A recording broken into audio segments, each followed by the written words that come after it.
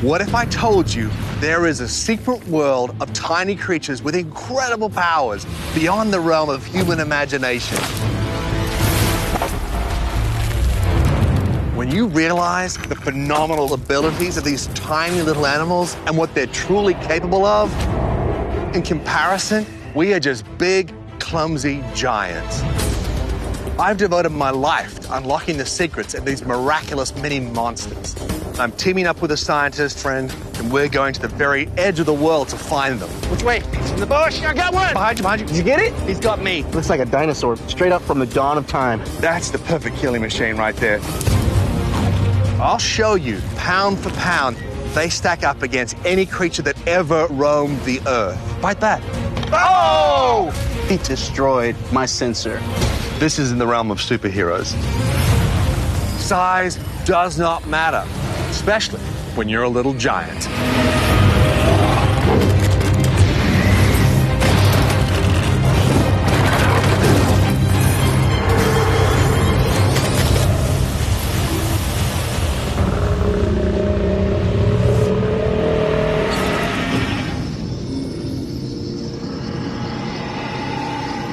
The humidity is so thick, I feel like I'm swimming through soup.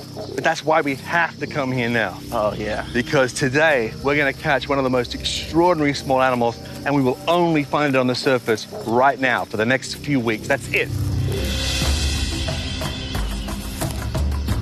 So this guy we're looking for, he's like a porcupine or a hedgehog, right? No, there's so much more awesome.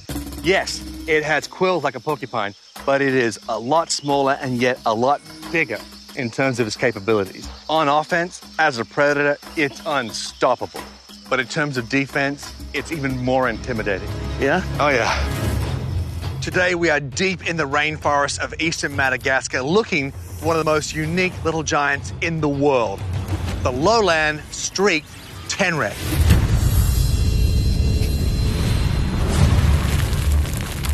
This prickly bloodhound is like a creature from another planet. It's equipped with a super snout that can smell its prey even deep beneath the earth. Everything from grubs, larvae, worms, capable of digging straight to its target within seconds, and then its sharp teeth will do the rest. Also, it has an unholy trinity of specialized defensive spines. First, it has hair-like spines to maintain its body heat. Then they have razor-sharp spines that form a formidable force field. And finally, it has one of the most unique things you'll ever see. A thick, short clump of spines just above their pelvis that tap together to send out telegraph-like signals as if from a radio tower and transmit information to other tenrecs throughout the rainforest. This wide range of remarkable abilities has enabled the lowland streaked tenrec to dominate the forest floor for millennia. And in the process, it has evolved into the most complete little giant on the planet.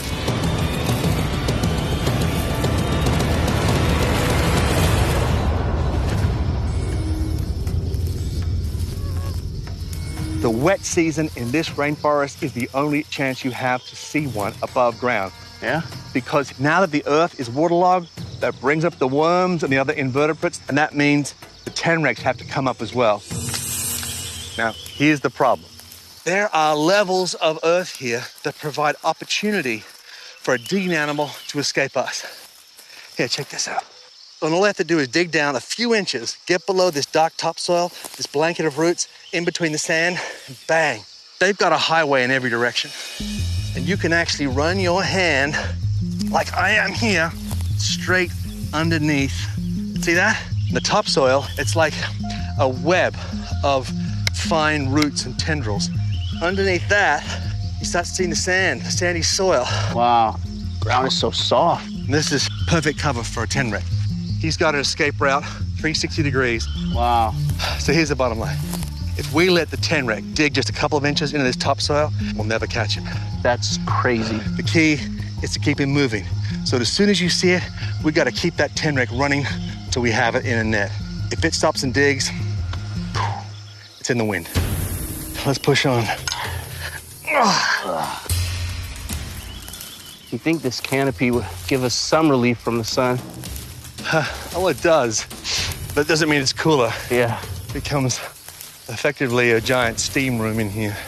The humidity is, it does feel like I'm swimming through steam. My clothes weigh more than I do now. This is tough going. Yeah. Just watch these piles of dead leaves. If they start moving, that could be our guy. Once we come across it, resist the urge of grabbing it even with your gloves on. Those super sharp spines will go straight through. And once they get in these conditions, infection is guaranteed. Okay, you ready? I was ready. Great pep talk. Hey, you see that? On 3, ready? See one right there. I got two here. Wait. They're to the left, right next to that. I got 2. Let's have a look at him, buddy. It is a tenrec, but this is the common hedgehog tenrec. It is not our guide. In this rainforest, there are a dime a dozen. Not like the street tenrec, which is a far more complex animal, a much rarer animal, and you virtually never see it because it burrows deep in under these trees. So let's let these little guys go, hey? There you go, little guys. Give them a little bit of space, they'll be all right. Just keep your eyes on the ground, buddy. The lowland street tenrec has the ability to pick up the tiniest vibration and the tiniest odor. I mean, you know how a shark can smell a grain of sugar in a swimming pool? Yeah. The tenrec can sense the same thing in solid earth. No way. It's gonna motor as soon as it catches wind of you.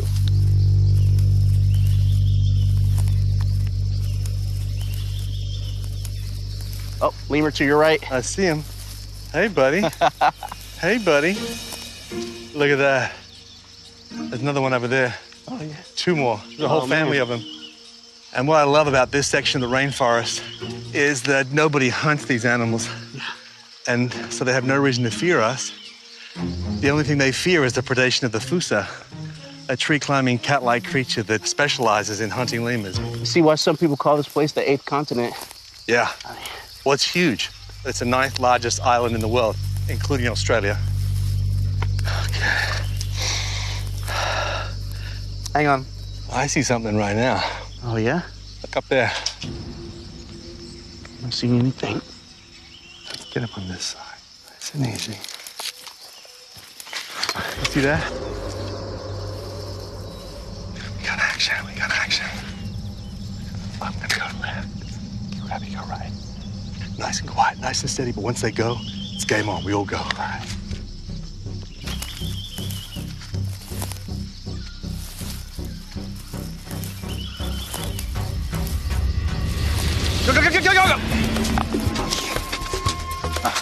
Go. Go right. I'll go left. Wait. Where is he? I can't see it, but I know it went that way. Where are you talking, buddy? Where? Oh, I see it. Straight ahead. Straight in front of you. Straight. Woo!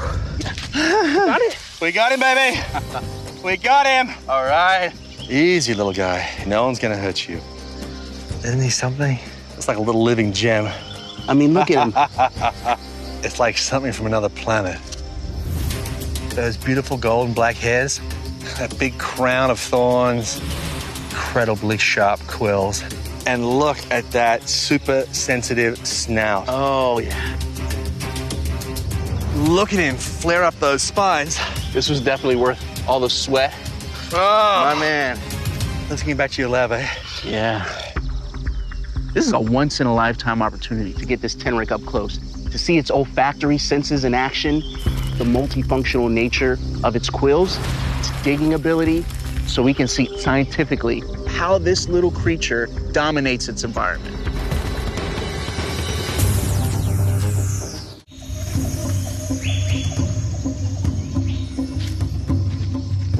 Have a look at that little guy.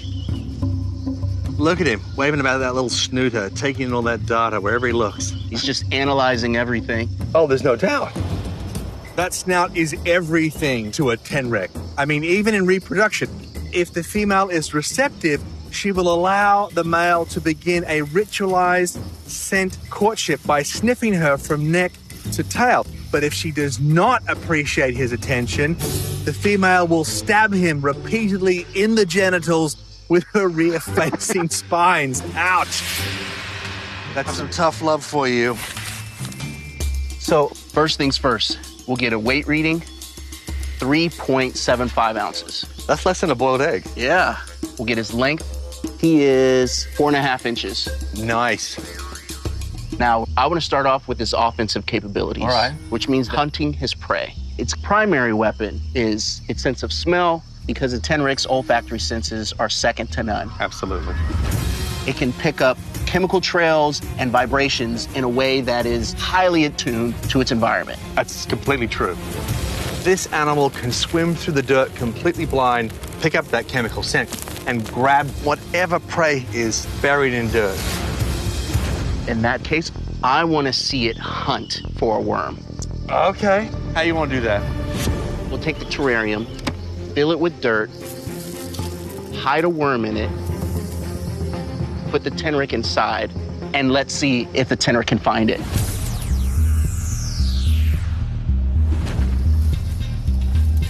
Oh, look, he's right away, just digging in.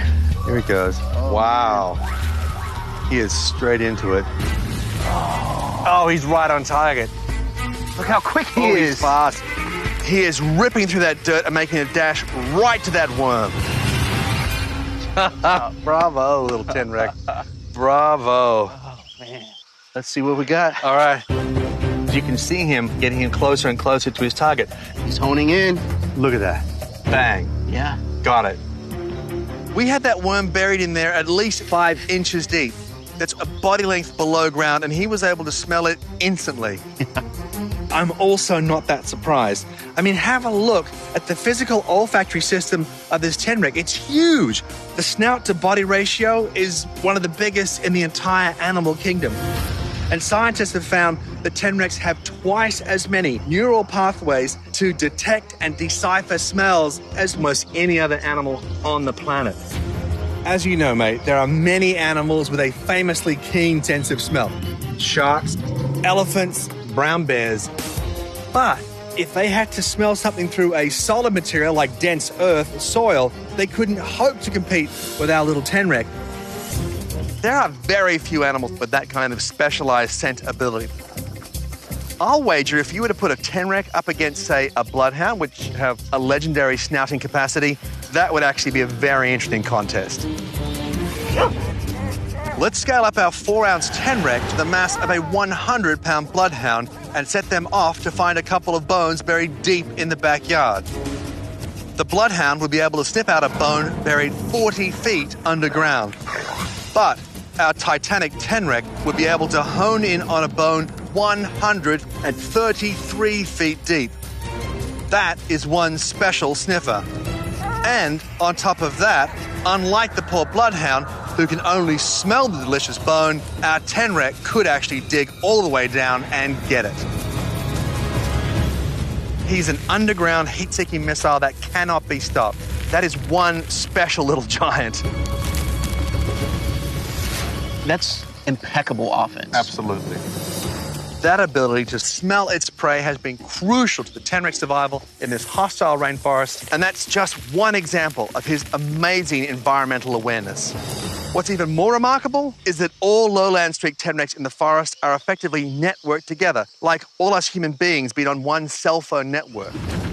The small patch of communication quills above the rump tap together and send out these high-frequency signals that we can't hear with the human ear, but tenrecs everywhere in the rainforest are picking up. And that's called stridulation.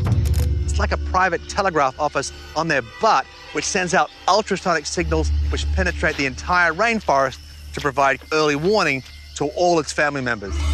It's pretty high-tech. This is a unique adaptation specific to this dense rainforest habitat.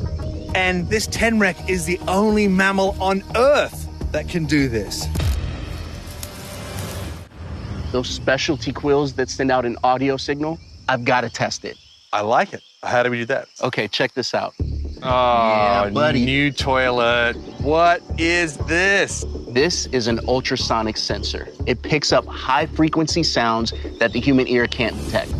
If the sensor is able to pick up any ultrasonic sound, we'll be able to see it on the graph on my laptop. Nice. See, he's all relaxed and content. He now realizes we're not a threat to him in any way, so his spines have relaxed. And now we're finally able to handle him without causing him any consternation, and I like that. Absolutely. Okay, I've got his rump facing you. Okay. Can you see the little quills? Yeah. Oh, I see it. I see it moving. Here we go. Oh, here we go.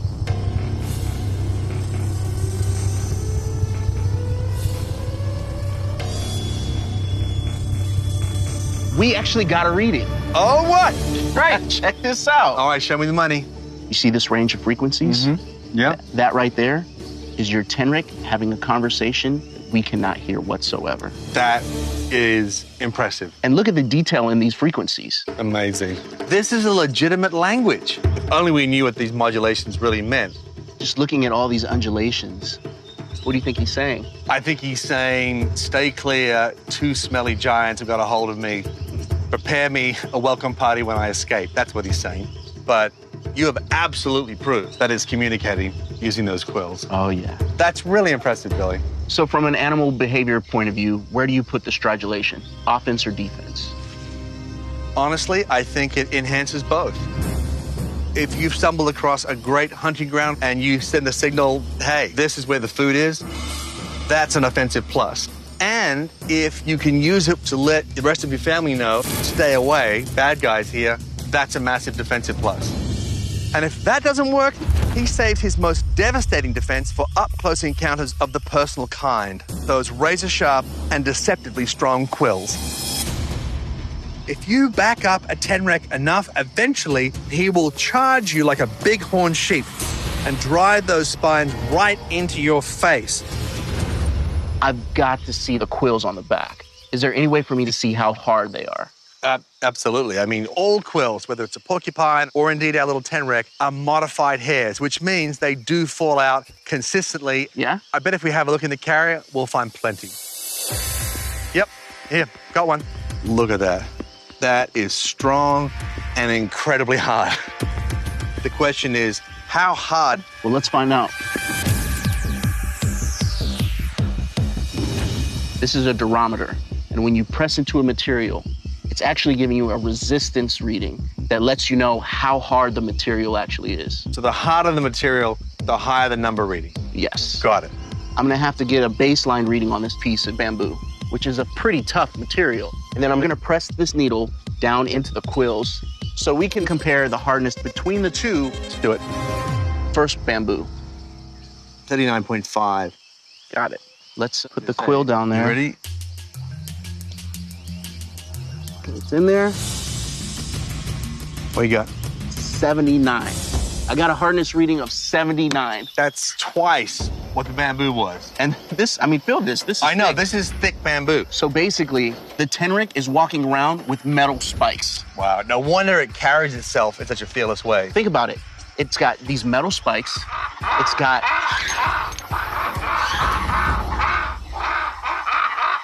Ooh, someone's on the ground. Are they looking at something?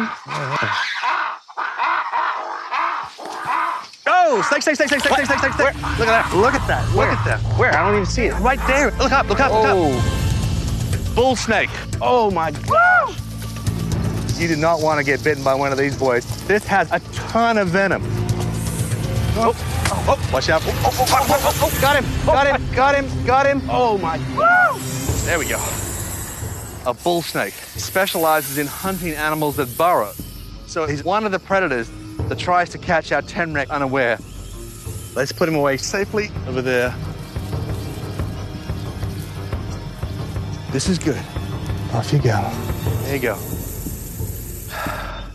That was nuts. I mean, you cannot be casual out here for 2 seconds without something jumping out at you. These are the unique perils of a true field lab.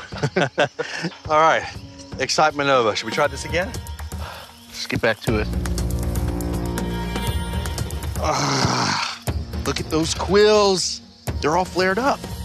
It's the snake, right? Oh, yeah. He sensed the presence of that snake from afar, and immediately he went into defensive mode. Oh, yeah.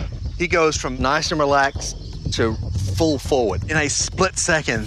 That's his signal, loud and clear. It reminds me of soldiers from ancient Rome when they'd go into their testudo formation for battle. That's when the soldiers stood shoulder to shoulder, lifted their shields above their head into an impervious defensive pattern, and thrust their spears through the gaps between the shields to intimidate their enemy. Now, imagine if this Roman legion had to face off with a giant lowland tenrec. With all those soldiers having to move in unison to be effective, the Romans would barely be mobile. Meanwhile, our flared-up tenrec could freely charge the Roman army and use his mighty cranial quills to headbutt them back in time. Those quills, they're hard as a rock and sharp as a knife. That's the death nail. Absolutely. This little guy here is a juggernaut on offense, and you've also proved that he's a top dog when it comes to defense. The olfactory senses moving through the dirt, quills virtually as hard as metal. What about its ability to communicate throughout this dense rainforest? Yeah. Those stridulating quills. It really is a complete package. There's no little giant that can dominate the rainforest floor like the lowland streaked tenrec. Speaking of which, shall we take him back to his rainforest home?